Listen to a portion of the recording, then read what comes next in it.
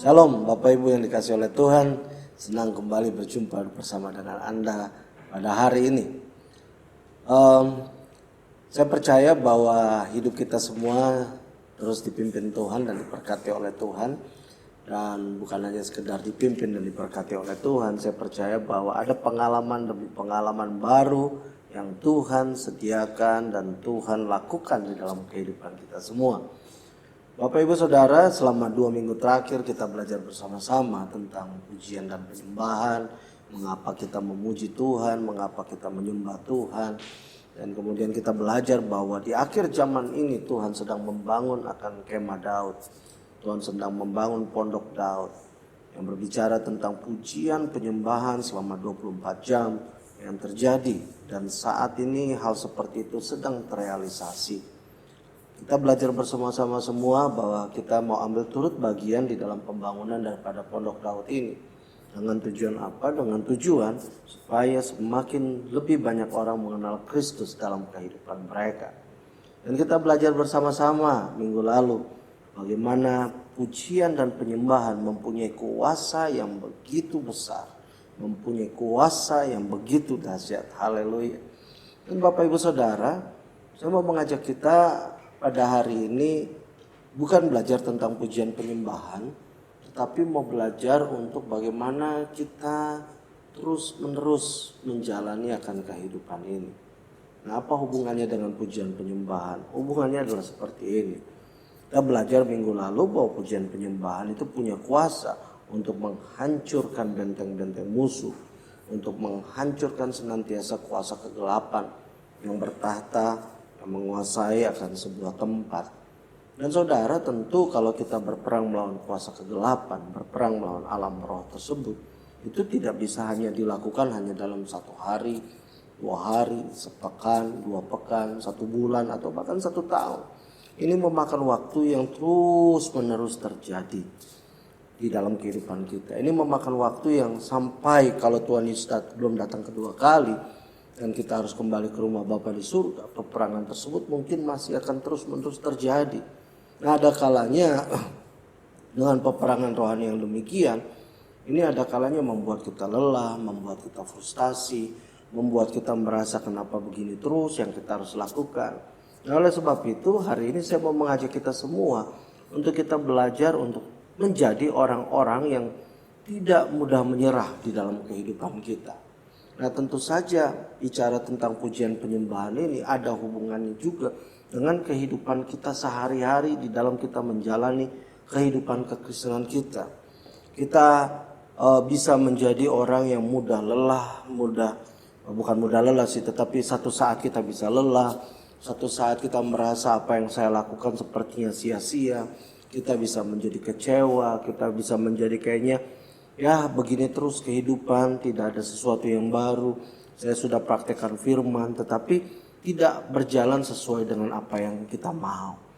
Nah, saudara yang dikasih oleh Tuhan, kehidupan kekristenan kita saya meyakini adalah sebuah perjuangan. Kehidupan kekristenan kita adalah sebuah perjuangan di mana dari hari ke hari kita menghadapi tantangan demi tantangan di dalam kehidupan. Tapi firman Tuhan mengatakan kita adalah umat yang berkemenangan. Nah, hari ini kita akan belajar tentang satu sosok yang mengalami tantangan demi tantangan di dalam kehidupannya. Saya percaya bahwa Alkitab kita mencatatkan kisah-kisah yang sebenarnya dari kisah ini kita bisa belajar bagaimana kita dapat menjadi orang-orang yang terus-menerus tidak pernah lelah untuk mengikuti Tuhan.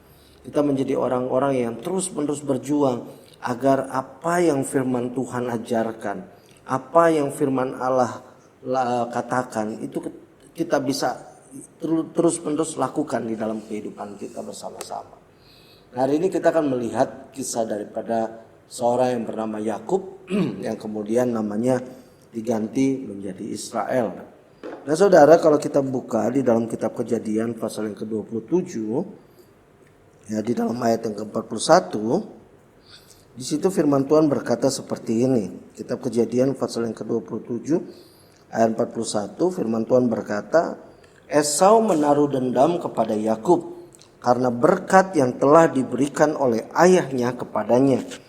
Lalu ia berkata kepada dirinya sendiri, hari-hari berkabung karena kematian ayahku itu tidak akan lama lagi. Pada waktu itulah Yakub adikku akan kubunuh. Nah saudara, dalam kisah ini diceritakan bagaimana ya Esau dan Yakub mereka sebenarnya adalah kembar, ya walaupun tidak mirip kembarnya, ya kembar tidak identikal. Dan singkat cerita di dalam kisah ini diceritakan bagaimana Yakub sebagai yang lebih muda daripada Esau itu menipu akan Ishak bapaknya supaya dia bisa memperoleh berkat daripada Ishak. Ya, memperoleh berkat daripada Ishak. Yang dimana seharusnya Ishak pada saat itu sudah mau memberikan berkatnya kepada Esau. Tapi kemudian Yakub yang berkonspirasi dengan mamanya Ribka kemudian mengambil kesempatan untuk mendapatkan berkat yang seharusnya buat Esau tersebut. Nah, memang cerita ini kalau kita baca di dalam Alkitab kita bukan cuma cerita ini sih, tapi banyak cerita-cerita di dalam Alkitab yang kalau kita baca ya ceritanya sangat kedagingan, ceritanya kok bisa ada pembunuhan, kok ceritanya bisa ada penipuan ya. Nah, saudara, saya meyakini bahwa cerita-cerita seperti ini diberikan oleh firman Allah untuk memberikan bukti bahwa manusia yang walaupun mereka adalah orang yang dipakai Tuhan, mereka adalah manusia yang tidak sempurna, manusia yang punya kelemahan, manusia yang tetap hidup di dalam kehidupan yang tanpa Tuhan, maka mereka akan melakukan dosa demi dosa. Dan demikian juga di dalam kisah ini kita membaca bersama-sama ya bagaimana Yakub itu melakukan kesalahan yang cukup fatal bersama-sama dengan mamanya Ribka. Tapi kita tidak akan membahas itu. Yang kita mau bahas adalah di sini. Bahwa sesungguhnya setelah Yakub mendapatkan berkat tersebut, Esau kakaknya menjadi sangat marah. Dan kemarahannya tersebut ya membuat bahkan dia berpikir untuk dia membunuh adiknya. Jadi ini bukan kemarahan yang biasa. Ini adalah kemarahan yang memang sudah pada level tingkat tinggi. Oleh sebab itu kenapa Tuhan Yesus mengajarkan kepada kita semua, apabila engkau marah ya jangan sampai lewat hari terbenam.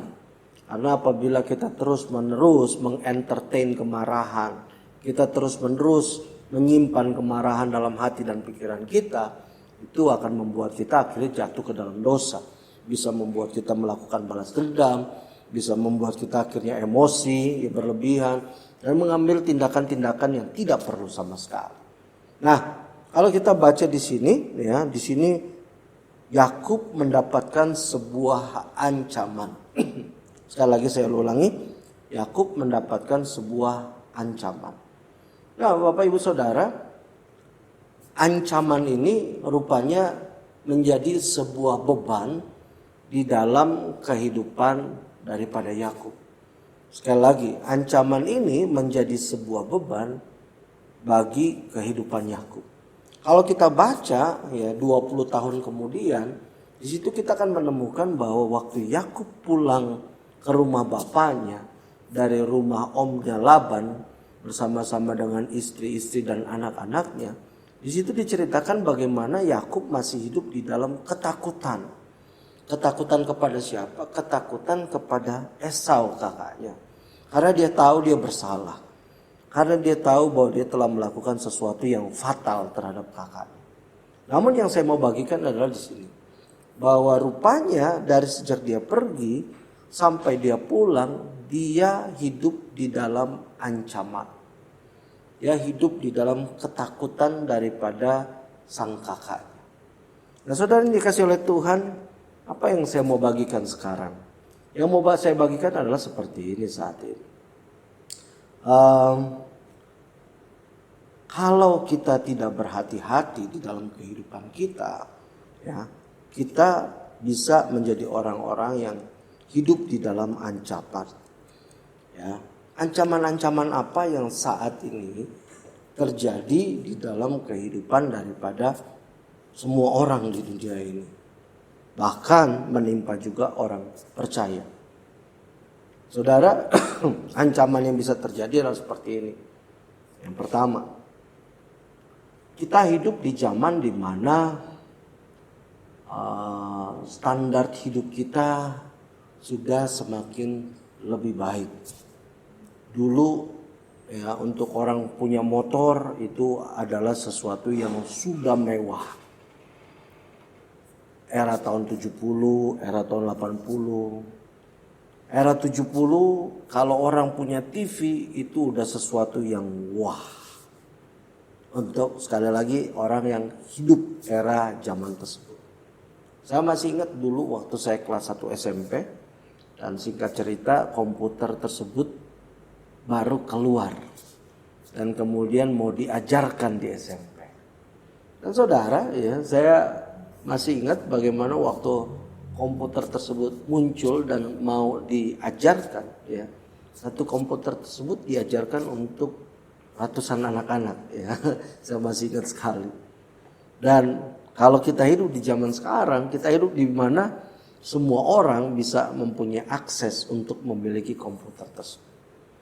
Nah, perubahan akan gaya hidup ini menciptakan sebuah standar kehidupan. Punya rumah, punya motor, punya mobil, punya handphone, punya aksesoris lain-lain dan sebagainya. Nah, apakah ada yang salah dengan memiliki itu? Tidak ada yang salah. Tapi, saudara yang dikasih oleh Tuhan, ada orang-orang yang di dalam kehidupan mereka, apabila mereka tidak mencapai standar kehidupan yang mereka inginkan, mereka merasa terancam. Terancamnya seperti apa? Terancamnya adalah, mengapa aku tidak bisa seperti itu? Mengapa aku tidak bisa memiliki itu? Dan mungkin Anda berpikir, oh itu hanya untuk orang-orang yang mau memiliki sesuatu yang ya lebih baik dalam hidup mereka, punya motor, punya mobil, gak ada yang salah. Oh jangan salah Bapak Ibu Saudara, orang-orang walaupun kondisi mereka sudah cukup mapan, mereka sudah punya kendaraan, mereka sudah punya tabungan yang lebih, tapi ada juga walaupun mereka sudah memiliki itu, kehidupan mereka tetap merasa terancam. Terancam dengan apa? Karena mereka merasa bahwa kalau orang tersebut bisa mempunyai yang lebih baik, mengapa saya tidak bisa mempunyai yang lebih baik? Ada orang-orang yang merasa bahwa tetangga saya punya rumah di Australia, saya juga harus punya rumah di Australia. Anak tetangga saya itu kuliah di Amerika, anak saya pun harus kuliah di Amerika. Ini hanya contoh-contoh sederhana yang saya bisa bagikan bagaimana ada suatu standar di mana orang-orang merasa terancam dengan kehidupan mereka dan mereka berupaya untuk mengejar gaya hidup tertentu di dalam kehidupan mereka. Dan saudara yang dikasih oleh Tuhan, itu hanya salah satu contoh saja. Contoh yang lain yang saya temukan adalah ada orang-orang yang merasa di dalam kehidupan mereka bahwa kalau mereka single, mereka itu kurang berharga. Kalau mereka masih belum mempunyai pasangan hidup, sepertinya masih ada sesuatu yang kosong di dalam kehidupan mereka. Nah, dengarkan baik-baik, Bapak Ibu Saudara. Ya, saya sangat bersyukur bila yang single-single dan jomblo mempunyai pasangan hidup di dalam kehidupan mereka. Tetapi ada orang-orang juga di dalam kesinggelan mereka, di dalam kejombloan mereka, mereka merasa terancam.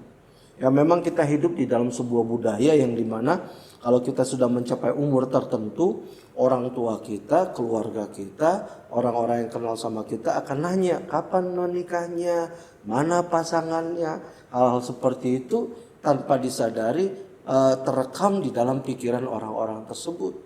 Dan ada kalanya karena tekanan demi tekanan seperti itu, atau karena ada pertanyaan demi pertanyaan seperti itu, atau karena mereka melihat teman saya udah punya anak 2 sampai saat ini, yang deketin saya aja belum ada, teman saya punya anak sudah istilahnya sudah SD sampai saat ini, yang menulis pesan kepada saya menyatakan cinta aja yang belum pernah ada.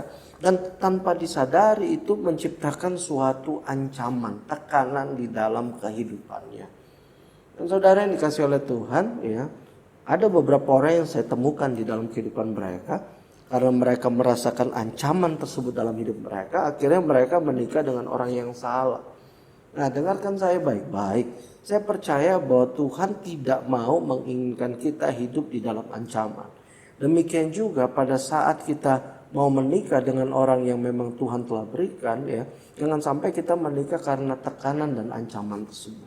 Kita menikah karena kita tahu itulah yang terbaik yang Tuhan berikan di dalam kehidupan.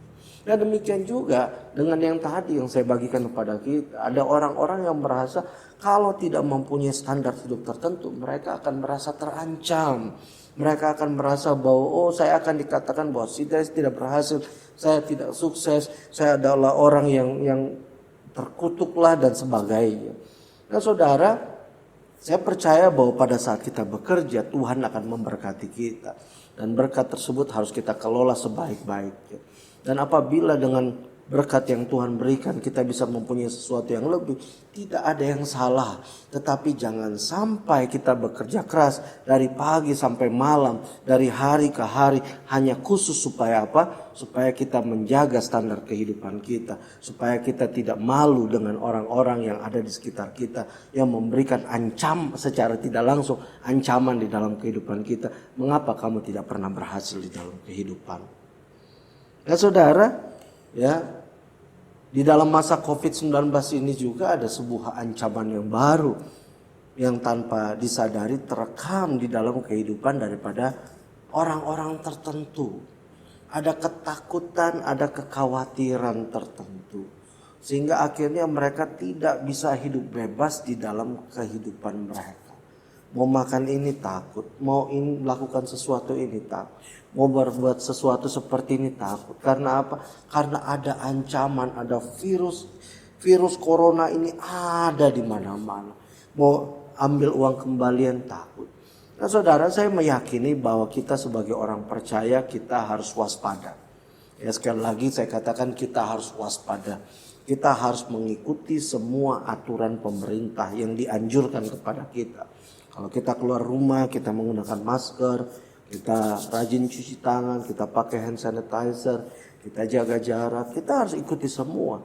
Tapi jangan sampai ada ketakutan yang berlebihan terhadap penyakit ini yang membuat kita dari hari ke hari cuma memikirkan bagaimana supaya kita bisa selamat di dalam masa pandemi ini. Nah saudara, dengarkan baik-baik, apabila kita hidup di dalam kekhawatiran, itu bisa menimbulkan sakit penyakit juga di dalam kehidupan kita. Bisa menimbulkan stres, bisa menimbulkan gaya hidup yang tidak sehat. Saya masih teringat baru-baru ini saya membaca sebuah artikel, ada seorang ibu ya, karena dia hidup di dalam ancaman tersebut, dia begitu takut, dia nggak berani keluar rumah sama sekali. Akhirnya dia pikir daripada saya terbunuh oleh corona, lebih baik saya bunuh diri. Nah saudara, ini hal-hal yang terjadi saat ini. Nah saudara, saya mau katakan ancaman demi ancaman yang ada di dunia ini ya, jangan sampai menekan kehidupan kekristenan kita. Nah di sini kita bisa melihat di dalam kehidupan Yakub selama 20 tahun dia terikat di dalam ancaman tersebut. Sehingga waktu dia mau pulang dia takut untuk ketemu kakaknya. Karena dia khawatir kalau dia ketemu kakaknya maka dia akan mengalami yang namanya pembunuhan tersebut. Padahal Tuhan sudah berjanji kepada dia bahwa Tuhan akan membuat dia menjadi suatu bangsa yang besar. Nah saudara, kita harus hidup berdasarkan janji Tuhan. Amin. Bukan berdasarkan ancaman. Itu yang pertama yang kita pelajari bersama-sama. Agar kita menjadi orang yang terus-menerus berjuang dalam hidup kita. Tidak pernah menyerah dalam kehidupan kita. Tapi terus melakukan yang terbaik dalam kehidupan kita. Yang kedua yang kita bisa pelajari daripada Yakub adalah, kalau kita baca di dalam kitab Kejadian pasal 29 ayat yang ke-18, situ firman Tuhan berbicara seperti ini. Yakub cinta kepada Rahel, sebab itu ia berkata, aku mau bekerja padamu 7 tahun lamanya untuk mendapat Rahel, anakmu yang lebih muda itu. Nah saudara, Yakub waktu datang ke rumah kepada rumah Laban, dan dia jatuh cinta sama anak Laban yang masih sepupunya. Tapi waktu dia datang dia nggak bawa duit, jadi nggak ada uang panainya. Singkat cerita, jadi dia katakan, oke deh, Aku kerja deh 7 tahun sama kamu untuk aku bisa bayar uang panainya, istilahnya seperti itu. Ayat 19. Ya. Saud Laban, lebih baiklah ia kuberikan kepadamu daripada kepada orang lain. Maka tinggallah padaku. Jadi bekerjalah Yakub 7 tahun lamanya untuk mendapat Rahel itu. Tetapi yang 7 tahun itu dianggapnya seperti beberapa hari saja. Karena cintanya kepada Rahel. Wah saudara, ini benar-benar suatu hal yang luar biasa. Orang kalau cinta, benar-benar cinta, ya, dia pasti mampu untuk menunggu. Pada Anda yang single-single, Anda yang belum menikah, saya mau katakan kalau ada orang yang cinta kepadamu, ya dia pasti mau menunggu. Menunggu apa? Menunggu pada saat pernikahan nanti, baru kemudian melakukan hal-hal yang sepantasnya dilakukan oleh orang-orang yang sudah menikah. Tetapi kalau dia meminta hal yang lebih, yang tidak sepatutnya dilakukan oleh orang yang belum menikah, itu artinya dia nggak benar-benar cinta kepadamu. Ya, ini harus diingat. Nah, demikian juga orang yang istilahnya memang benar-benar mau menikahimu, dia mencintaimu, dia seharusnya juga siap dengan kehidupan untuk berumah tangga. Ya. Jadi bagi yang single-single, jangan sampai Anda menikah dengan bocah-bocah. Ya, jangan sampai Anda menikah dengan orang yang tidak dewasa. Tapi orang yang siap untuk menikah adalah orang-orang yang bersiap untuk bertanggung jawab untuk kehidupan daripada keluarga. Nah kemudian ya maaf, ini intermezzo saja. Ya saya nggak mau membahas itu terlalu dalam. Ini cuma intermezzo. Saya mau lanjutkan lagi poin saya. Sesudah itu berkatalah Yakub kepada Laban, berikanlah kepadaku bakal istriku itu, sebab jangka waktuku telah genap 7 tahun. Supaya aku akan kawin dengan dia, ya. Nah, saudara, saya mempercayai ya Yakub itu juga melihat wanita-wanita yang lain, tetapi karena cintanya ya dia tidak mengejar wanita tersebut, tetapi dia mau untuk menikahi akan Rahel, ya. Ayat 22, lalu Laban mengundang semua orang di tempat itu dan mengadakan perjamuan, pesta perjamuan. Tetapi pada waktu malam diambilnyalah Lea anaknya, lalu dibawanya kepada Yakub, maka Yakub pun menghampiri dia. Lagi pula Laban memberikan Silpa budaknya perempuan itu kepada Lea, anaknya itu menjadi budaknya. Tetapi pada waktu pagi tampaklah bahwa itu Lea. Lalu berkatalah Yakub kepada Laban, apakah yang kau perbuat terhadap aku ini? Bukankah untuk mendapat Rahel aku bekerja padamu? Mengapa engkau menipu aku? Ya, mengapa engkau menipu aku? Ya. Jawab Laban, tidak biasa orang berbuat demikian di tempat kami ini, mengawinkan adiknya lebih dahulu daripada kakaknya. Genapilah dahulu 7 hari perkawinanmu dengan anakku ini, kemudian anakku yang lain pun akan kuberikan kepadamu sebagai upah, asal engkau bekerja pula padaku 7 tahun lagi. Haleluya. Jadi saudara, ya, Laban ini memperalat Yakub, ya, karena dia tahu Yakub itu cinta kepada anaknya. Dan setelah 7 tahun Laban bisa merasakan bagaimana Yakub ini adalah seorang calon mantu yang kerjanya hebat, kerjanya bagus, ya. Dan oleh sebab itu dia nipu, jangan sampai nanti udah nikah sama anak saya yang ini, maka dia akhirnya nggak kerja lagi sama saya. Kira-kira seperti itulah. Sehingga akhirnya Yakub untuk bisa memperoleh Rahel, dikatakan dia bekerja selama bukan 7 tahun tetapi 14 tahun. Nah, kita lihat di dalam Fatsal yang ke-31 ayat yang ke-41. Kita baca lagi. Ya, apa yang menjadi poin saya kali ini? Kejadian 31 ayat 41, di situ firman Tuhan berkata, ya, ini Yakub waktu ketemu dengan Laban setelah Yakub meninggalkan rumah daripada Laban secara diam-diam, dan kemudian Laban mengejar akan Yakub. Dan ini jawab Yakub di dalam salah satu diskusi mereka. Selama 20 tahun ini aku di rumahmu, Aku telah bekerja padamu 14 tahun lamanya untuk mendapat kedua anakmu dan 6 tahun untuk mendapat ternakmu. Dan engkau telah 10 kali mengubah upahku. Haleluya. Bayangkan saudara ya, udah kena tipu ya soal istrinya, kali ini di dalam pekerjaan 10 kali gajinya diganti. Anda bisa bayangkan kalau Anda adalah seorang pekerja di sebuah perusahaan, janji bonus nggak dapat, diganti bonusnya dari bonus uang 5 juta cuma dapat panci misalnya, contohnya aja ya.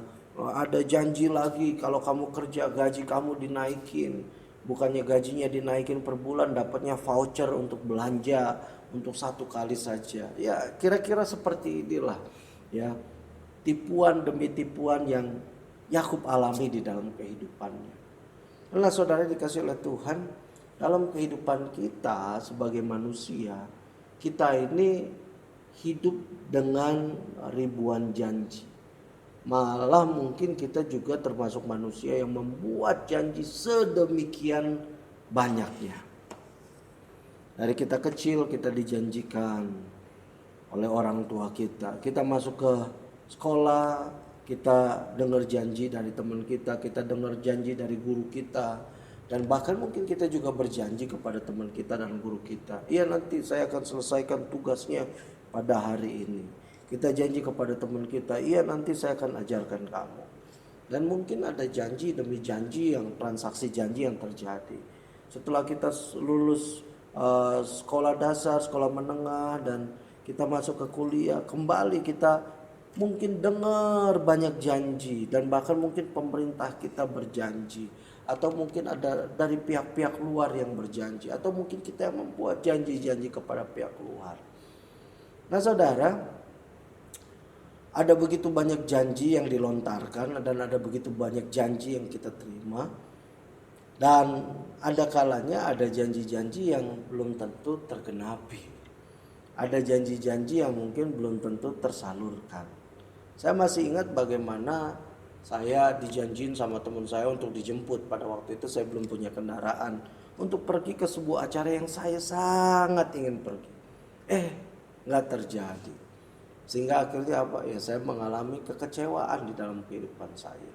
Dan ini hanya salah satu kekecewaan yang pernah saya alami di dalam kehidupan saya. Dan masih banyak lagi kekecewaan demi kekecewaan yang saya alami dalam kehidupan. Nah saudara yang dikasih oleh Tuhan,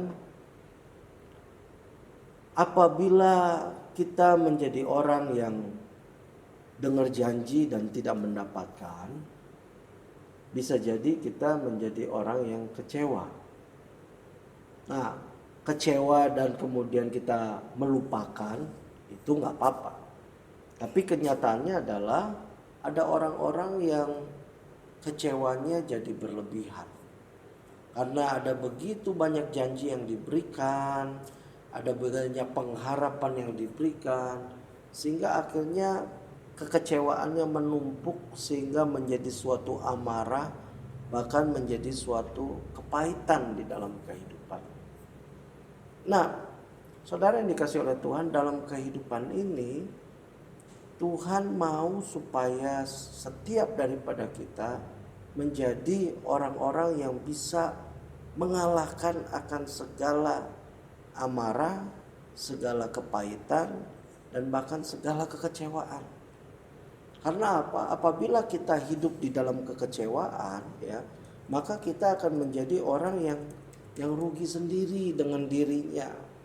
Kita akan menjadi orang yang akhirnya karena kekecewaan, akhirnya kita punya amarah dan punya kepahitan, akhirnya kita menjadi orang-orang yang menjaga diri kita, sehingga kita tidak mau lagi terlukai atau kita tidak mau lagi untuk terkecewakan di dalam kehidupan kita.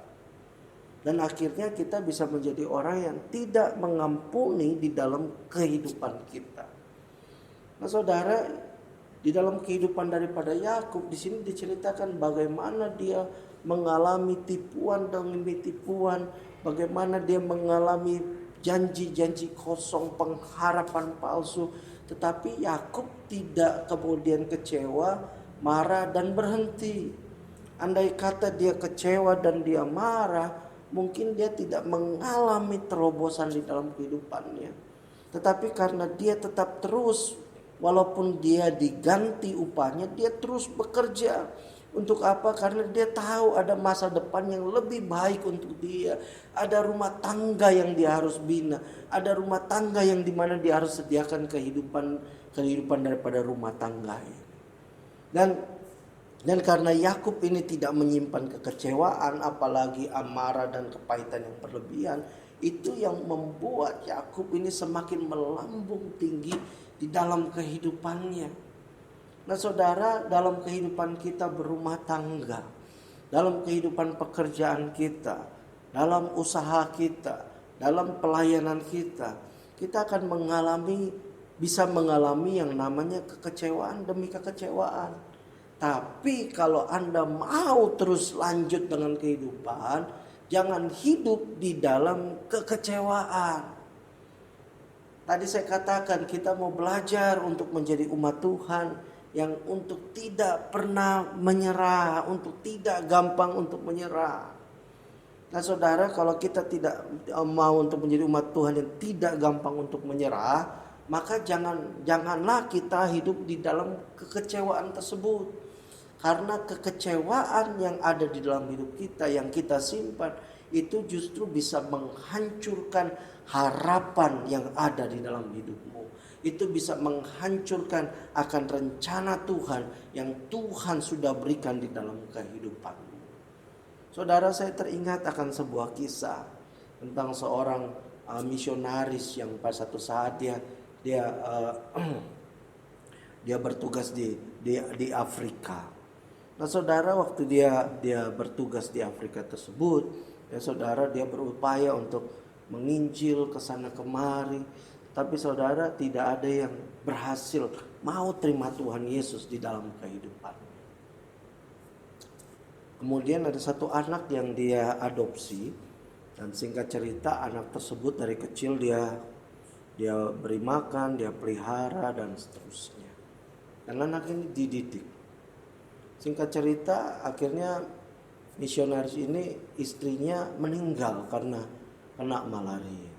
Dan dia mengalami kekecewaan. Tuhan, saya sudah berkorban, saya sudah memberi hidup saya kepadamu.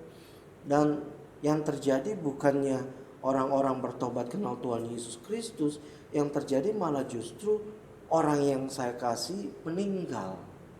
Singkat cerita, bapak ini akhirnya memutuskan untuk balik ke rumah, ke negara di mana dia tinggal. Dan akhirnya dia kecewa dengan Tuhan, dia meninggalkan Tuhan dalam hidupnya.